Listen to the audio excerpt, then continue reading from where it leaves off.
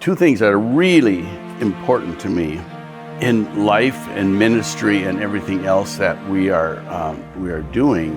The two Latin words,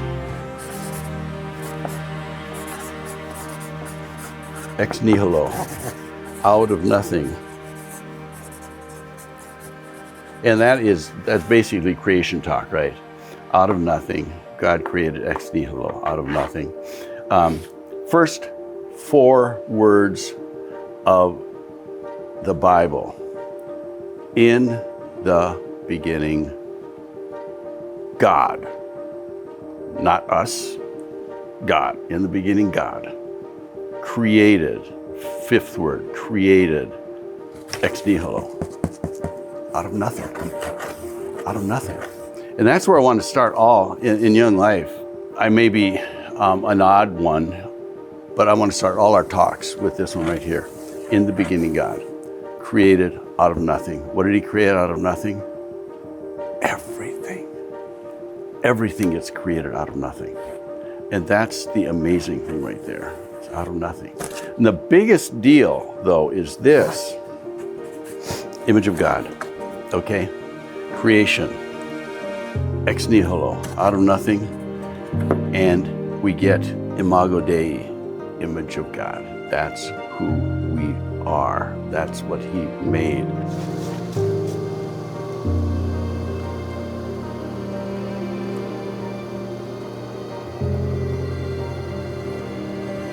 Takes a ball of clay out of nothing, then the potter gets hold of it and makes it into a useful vessel. This is like, it's got creation all over it, right? Makes it into something that's beautiful and useful, like we are. Beautiful, useful, wonderful, image of God, right? In the process here, by the way, if we're the lump of clay, it's not always easy. I mean, I was really pushing on that clay to make it into something. It seemed like it was kind of effortless, but really there's a lot of pushing and pulling and squeezing to make it into something that is beautiful and useful and wonderful. And watch this. The potter's finger marks are all over this creation.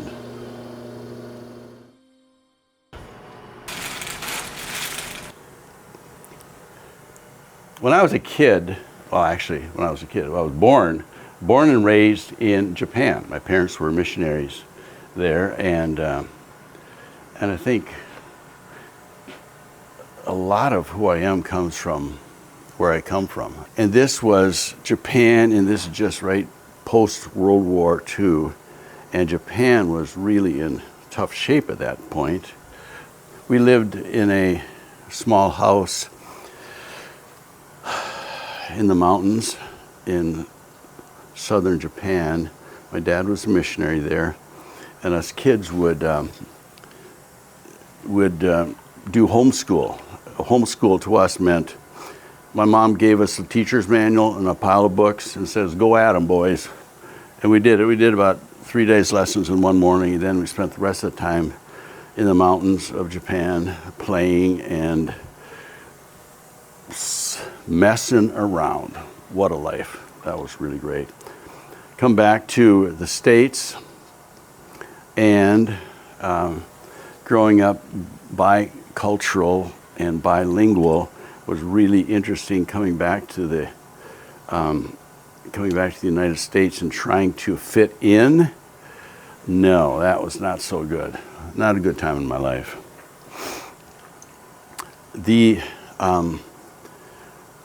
Obviously, as a missionary kid, I kind of grew up with Jesus, and maybe that's not so obvious, but that's the way it was. And became a follower of Jesus when I was just a young kid. And throughout junior high and high school was your basic regular kid. And certainly growing in my walk with the Lord. I believe I was. But one thing that really, really impacted me was during the summer times, we'd go to the conferences, the youth conference, and they would, I'm quite embarrassed about this, but they would train us in evangelism for 3 days and then set us loose on the street so we could share our faith, share our testimony, and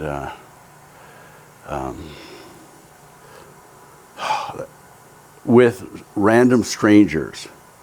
And I did that, and it just felt so wrong. Oh.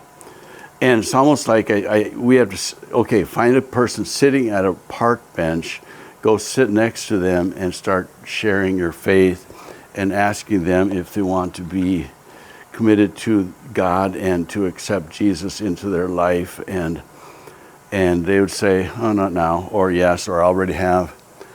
And then you get done with that encounter, breathe a sigh of relief and say, oh, good, that's done with now. Let's move on. That was too scary. That was wrong. It just did not sit right with me at all. And that was, in those days, this is the 60s, 70s, that was kind of the default mechanism for sharing your faith or evangelism, right? And it, like I said, just didn't feel right.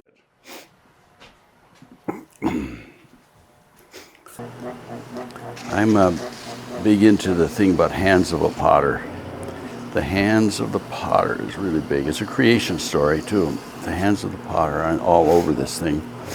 Also, the potter always signs it at the end.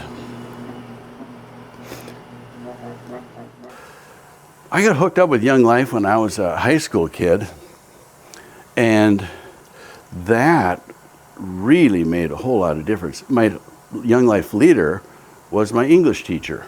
Oh, can't get better than that. And he believed in relationships. He believed in, Jesus certainly, but you proclaim Christ with a context of relationship. Oh, we can do that? I mean, it doesn't have to be slamming with the gospel. No, it's to love them into the kingdom, not force them into the kingdom. It's to love them into the kingdom. Well, look at that. You can do it that way. So that's what got me started in Young Life, and that was probably 69 or so. And started doing Young Life through high school. Then after college, then I decided, well, maybe this could be a career for me. And it turned into a career. I thought I'd give it a couple years. And a couple years turned into 50, and that's the way it is. So it's a whole lot of years of doing ministry with relationships. And here's the deal. When God made us, He made us as relational people. He created us out of nothing in the image of God to be in relationship, and that's how He wants the message of Jesus proclaimed, in relationships. It's not in programs, it's not in this different platforms, but it's in the context of relationships that the truth is best proclaimed. Truth is proclaimed best relationally, not necessarily propositionally. I think probably both, but in that, the order, I believe, needs to be relationally first, developing context, developing trust, and then propositionally after the relationship. Really believe that. And the longer I've been in ministry, the more I know that. You love people into the kingdom much more than by talking them into the kingdom. Okay, so how many talks have I given for both sermons and club talks and trainings and all of that. How many have I? Thousands. I'm sure it's thousands. And maybe twice someone has said, Jim, I remember when you said this. Twice, okay? But many people said, Jim, you showed up. You cared for me. You loved me. And that's how I found out who Jesus was, through that. That's my my life lessons and my statement to people who are new in ministry and new in their faith is loving people into the kingdom.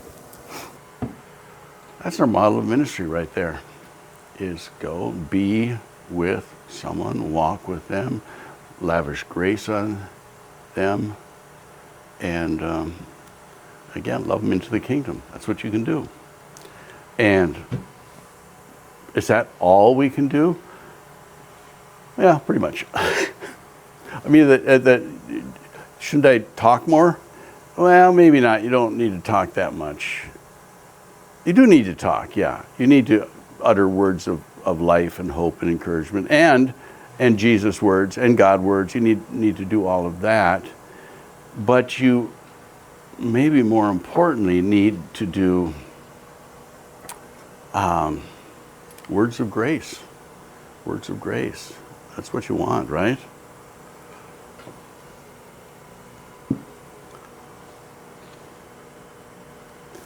And look at this. Look at the whole building here. This is a barn that I am in. We live in a barn. I've looked for years. I want to remodel a barn and take something that is really old and crappy and make it into something that's really cool.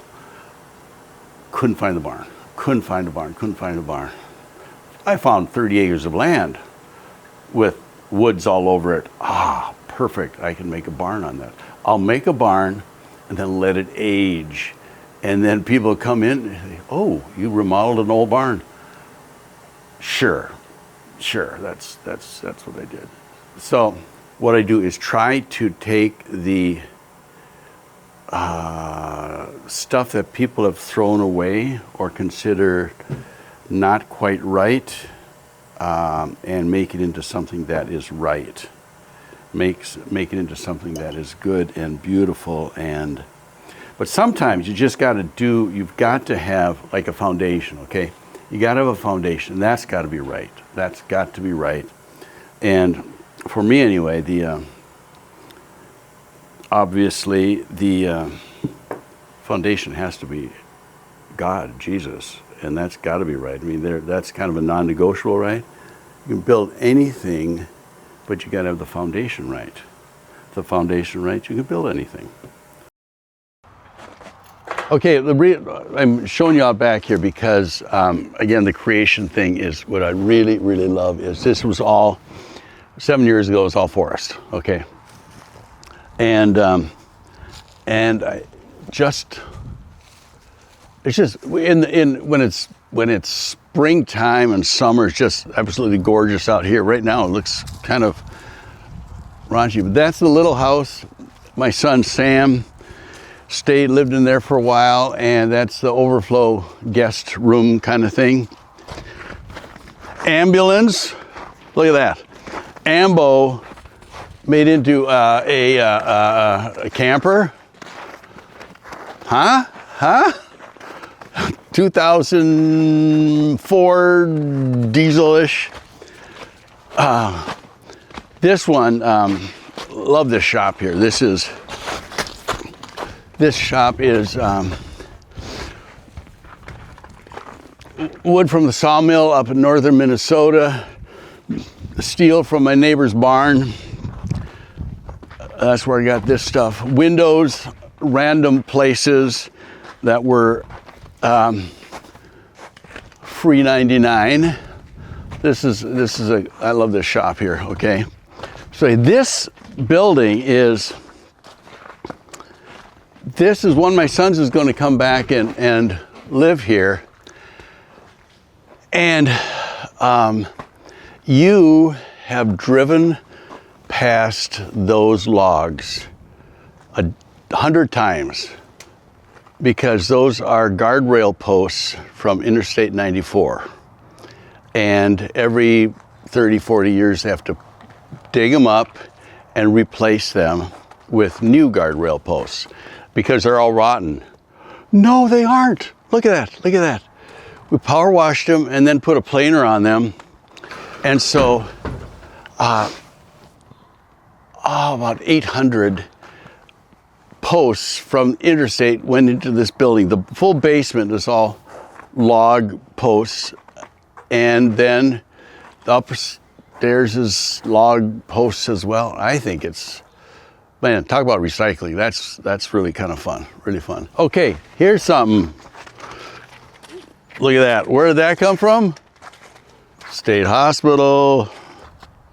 I build fireplace surrounds and that kind of thing. In there, the fireplace surround is made out of the State Hospital or Regional Treatment Center bricks. I think that's cool. When I'm carving, I want to take this outside shape, needs to be continuous with this shape here. So this curve goes from here, foot, down to the curve. And then this outside shape equals the inside shape. That is, it's going to be consistent all the way around. So how do I know what's going on the inside? Well, you know what's going on the inside because I remember what's going on the inside. Because the exterior, it's an integrity thing, I believe. It's the exterior matches the interior. I think that's a life lesson too. So we did the carving. So I take that, let it dry, do the carving here, do the carving, and then the big deal. Are we done now? No, we're not done now. No, we're not done now. We take the piece that is